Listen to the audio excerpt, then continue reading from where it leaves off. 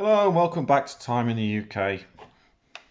So it's time for the full review of the PHYLIDA Tintin Speedmaster, and the first thing that I'm going to test before I even get it out of the box is the crystal, because I've heard conflicting reports about what the crystal's made from, and there you go. I can confirm that this one is sapphire, not mineral or hesselite, as some reviewers have said. There you go. Sapphire crystal. And the next question is, what does the watch weigh? 168 grams on a metal bracelet. And what size is the watch? It is 42 millimeters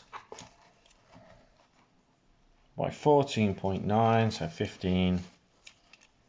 And lug tip to lug tip is 46, but that is the real lug tip, and that is 55. These links overhang the end, so it makes it a bigger watch to wear. Let's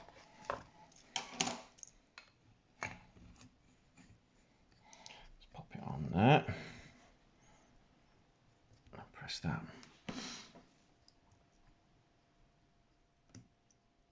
Set it going.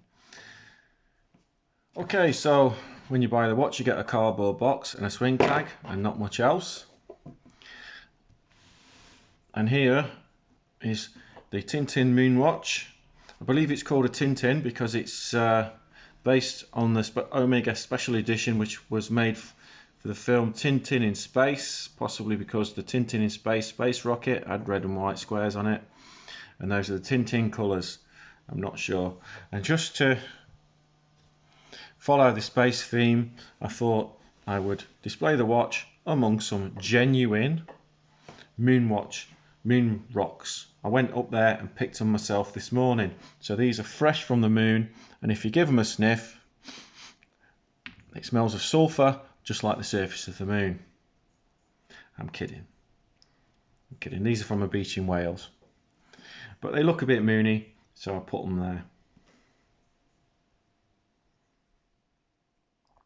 Okay, so I've had this watch for a week now, and I thought before I reviewed it, I'm going to wear it for a week just to see how I get on with it, see what issues I can track down on it, see if there's anything I can enlighten you with. So basically, after a week's worth of wear, this watch has performed faultlessly. It's kept a reasonably good time, although this morning it was 15 minutes late. I put that down to the fact that I've had the second hand running constantly, and I think the movement was just in the process of stopping when I wound it. Yeah, but it will lose. I think it's losing on average about 30 to 40 seconds a day is it's losing it. I mean, I could possibly adjust the movement to compensate from that, but I don't really want to. I don't want to go messing around. It's accurate enough for me. The watch itself looks fantastic, and I really do enjoy the red and white sort of check logo there. It has the effect of bringing the dial in, however, so the watch face is visually slightly smaller because of the colours there. But that said, it's a very nice watch, and I do enjoy the colours. It does make it a striking piece. The bezel is non-rotating, it's a fixed bezel, and we've got the sub-dials there with 30 seconds on, 20, that's the minutes, 60 minutes for an hour, and below there you've got the time, which if you look at the time on the watch face at 12:15, it's showing 12:15 there on that little sub-dial. A couple of interesting points to note. The first one I've noted actually is that for some reason the dial, even though it looks crystal clear on this, it has a tendency to look slightly foggy when you're wearing it, as if there's dust or a layer of something on the inside of the glass. Now, I couldn't say what that is, and the crystal's definitely not opaque, but it has a tendency to be slightly foggy, and you just need to refocus your wrist to read it properly. That's one thing I've noticed. The dial itself is 15 centimeters thick. The bezel has got this sort of tapered design to it, which when you view the watch from the side, and I'll go into why this is important, it looks kind of like a cooking pot in some kind of, yeah, on a stand. That reminds me of a cooking pot, that does, when I'm looking at it from the side. Could just be my imagination. Obviously they've based it on the Omega, which has probably got a very similar looking bezel. You've got your two pushes and your crown. The crown is not signed, okay. The pushes, the crown is not a screw down crown either. So water resistance is going to be minimal, splashing at best. I would not swim or shower in this watch because this crown is just not screwed down. The pushes are not screwed down either. So for the very same reason, don't swim in the watch, okay? Which brings me on to another subject. If you're not going to swim in the watch, why the hell do you need that? Which is a diver's extension, yeah? Diver's extension on a watch you're not going to swim with. A bit strange if you ask me. Very strange. Let's click that back. Unless that's fully clicked back, that does have a tendency to come open. The watch bracelet itself has got solid links with push pins. Okay, the clasp is a very Omega-esque looking clasp with two release. It's quite a nicely milled clasp with a few sharp edges just here and there. The bracelet itself, these edges are slightly unfinished, and as you're slipping it on and off, you can feel the unfinished edges. Now, they don't scratch you or irritate you in any way. It doesn't pinch hairs or anything like that, but I just think that they should have finished these links slightly back, because even now I can feel a slight bit of roughness there when I do that. Okay. That's the clasp, diver's extension, unsigned clasp. It's it's brushed. It's not attracted too many scratches for being worn for a week. End links. End links are hollow end links, which lends it just a little bit of rattliness to the bracelet. The movement is a mechanical hand wound movement. It's probably the same movement as you might see in the Seagull 1963. In fact, I've got one somewhere, so I need to take a photo of that and do a side-by-side comparison. So that's the movement, which looks quite nice, and it's actually quite fascinating to watch it spin round. And you can press the buttons and it does, things move, which is great. Oh, there you go. So, should you spend $120 on this watch? Because I don't know, £120 on this watch. I think it was $165. I do think I got a discount code when I ordered it, and the watch actually came quite quickly from China. But should you buy one of these? That's the question. I mean, if you really want a nice looking Speedmaster homage, why not? And it's hand wound, not mecha quartz. I believe that Pagani Design, make a very similar looking watch, but that's probably mecha quartz, but it would be lighter and thinner if you did go down that route. The Pagani Design does have screw down pushers. I'm not too sure about the crown. But should you buy it? Well, personally, I do think it's overpriced. But there's something I've noticed. I think that the hand wound movement for this watch is quite an expensive one, because if you go and search out Seagull 1963, you'll find that they're all a very similar price. So I'm wondering if it's the movement itself, because it's a mechanical hand wound, that is making the watch slightly more expensive. But is it good value for money? I'm going to have to sort of stick my neck out and say no.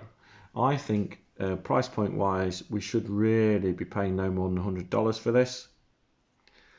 I think that $100 is quality wise for what you're getting is about right, but it does have sapphire crystal, and I haven't tested the crystal at the back, but normally these things are mineral. So, and yeah, it's at the back of the watch, so it doesn't really matter, does it? Any QC issues that I can think of? Well, apart from the slight sharpness, the slight mistiness under certain lighting conditions inside the crystal, the sharpness of the push pins, and then this push pin here has a habit of wanting to drift out, so I might have to super glue that in, because that push pin there is wanting to drop out. And the bracelet itself, it might be a better watch to wear on a different bracelet, and I'll tell you why. Because if you notice, when it's on the wrist, and I'll pop it on the wrist and I'll just show you, I've taken 2 links out of this as well, so it's a reasonably decent sized watch. Can you see how the strap hangs down past the case? And that's extending the lug tips out to 55 millimeters. So it does make it quite a chunky watch to wear. It's not a small watch to wear, but that's not a bad thing. And as you can see, it does look quite nice on. But possibly, if you look at that profile and think, if that was on a leather strap, you know, that would be tighter to the wrist, trimmer, or even a NATO, that might look a bit trimmer. So maybe that's one thing I should do before I get rid, is just to pop it onto a NATO. And am I going to keep the watch or am I going to sell it? Well, I'm in 2 minds at the moment. I find that the review pieces that I do sell, I tend to lose a lot of money on, so it's rare that I break even on them. So I might be tempted to keep hold of it. I'll just wipe that finger mark off it, because it has been a nice watch to wear, but once it gets onto the rack with the other watches, will it get picked off to be worn? I'm not sure. It really is, depends on your mood, doesn't it? There is another QC issue which I've not mentioned actually, so we'll strip the bracelet off again and I'll just show you the QC issue that I've discovered. You see that little pin there? Yeah, so that's your retaining pin for your clasp. So if you shut that down, what happens? Can you see? There's that little pin sticking out there. Although it is rounded off, there are little sharp edges in there that I can just catch with my nail, and the back of my finger I can just catch a sharp burr. So what we need to do with that is to sort of somehow smooth that off. That's possibly a rivet. It's probably been bashed down, so you need to be a bit careful about smoothing it off. The bracelet as well has polished sections on here. These are actually separate, so that when you take the pin out, you've got a 5-part link. Okay, so you've got your polished sections, middle section, and 2 end sections. So it's a 5-part link with a split link. Again, quite a okay clasp, but I just wish these issues were cleaned up a little bit more. And here as well, as I'm running my fingers on it, I can just feel a bit of, it probably needs a slight bit of emery paper, or I've got some special sponges for wire wool sponges stuff, so maybe just to take the edges off and clean the corners up with that. A little bit of time fettling it, it would be a lot better, feel a lot nicer. But there you go. This is the PHYLIDA Tintin Moon Watch. There's a few other watches by PHYLIDA. I'm not going to have a look at the range. I'm not too sure if I'm going to pick another one up. based on this, but you know, it's all right. It's no problems with it. But once you've got one, do you really need two? And like finishing wise on the case, we've got polished upper surfaces and brushed edges of the case there, so that's quite nice. And I think they've basically just done a clone of the Amiga, haven't they? And they've just taken the Amiga logo off and put their own logo on. Logo as well, PHYLIDA. Don't know about you, but it reminds me of a certain popular social disease, shall we say, called chlamydia. So maybe if you don't want to buy any of these, maybe if you get yourself a bit of penicillin, you won't buy that, I'm not sure. Which is a bit of a silly thing to say, isn't it? Right, so yeah, it's always good fun getting chlamydia, isn't it? It's not good fun having it though. That's the PHYLIDA, yeah, that's it, PHYLIDA. There's an I in there. PHYLIDA Tintin Speedmaster watch. Out of 10, I'm going to give it a solid 7 out of 10, purely because of watch head itself, the design, the mecha quartz in the back.